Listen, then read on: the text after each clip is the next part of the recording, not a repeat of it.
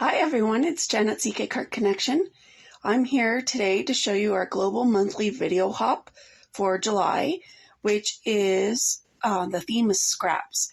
So what I'm going to do is a technique called iris folding with my scrap papers, and I'm going to put together a card using the iris folder as my background around a stamped image.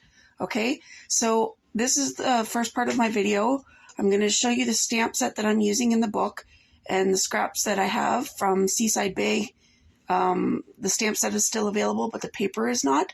So I'm using up my scraps from that, and I will show you the finished product when I'm done.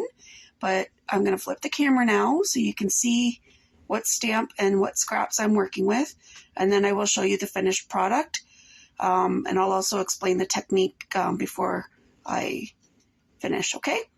So let me just switch here. So this is the stamp set called In the Moment, and it's the top stamp that we're looking at with the three ladies. I'm going to be using the one that, below the relax right here in the, maybe if I can hold this still, right here, this image. So that's the one I'm going to do, and then if we go over here, you can see I've got my stamp image for placement. I haven't stamped it on the card yet, but I've got all my scraps that I'm using here, and I'm just folding them in half. So they're 1-inch pieces, and they're just what I had left over from the Seaside Bay class that I did. So you can see all kinds of scraps laying here that I'm going to use. I probably won't use them all, but I do have quite a lot of that paper left, and I think this will be a great project to do this with because I love the iris folding technique. So I will show you the finished product once I get it complete. So I've picked out the scraps that I want to use. So I've got, these are 1-inch by 3-inch for the sides, and if I open them, you'll see that they're just folded in half. So the inside was the shells, which I'm not going to use.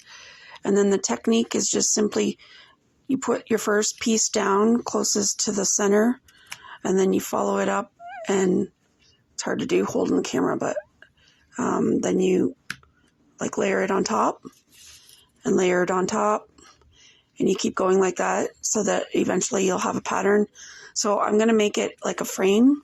So those are my side pieces, and then my bottoms, I've got the water. So I've got navy blue strips of the Seaside Bay paper here. I think it had the oysters on it. Oh no, that's not the oyster one. So those two, and then I've got this paper. This might have been the oysters. No, this is the tan shells. And then this one over here has the oysters. So this one I'm using as sky, and you can see all the oysters are inside. So when you glue them down, you want to glue down each strip so you don't see the insides.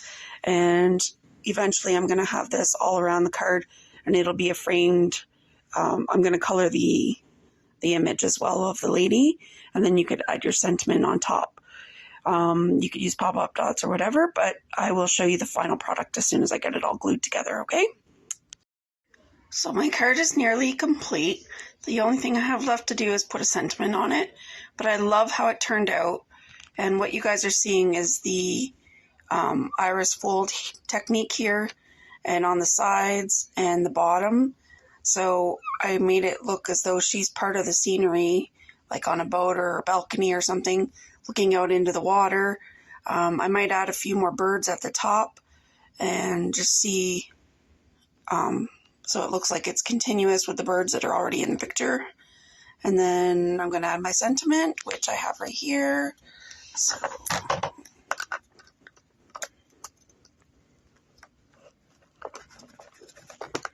it's crooked.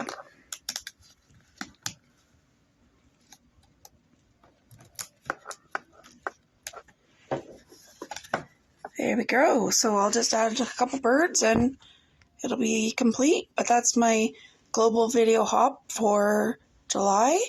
using up my scraps from the Seaside Bay paper. Okay, I hope you like this technique.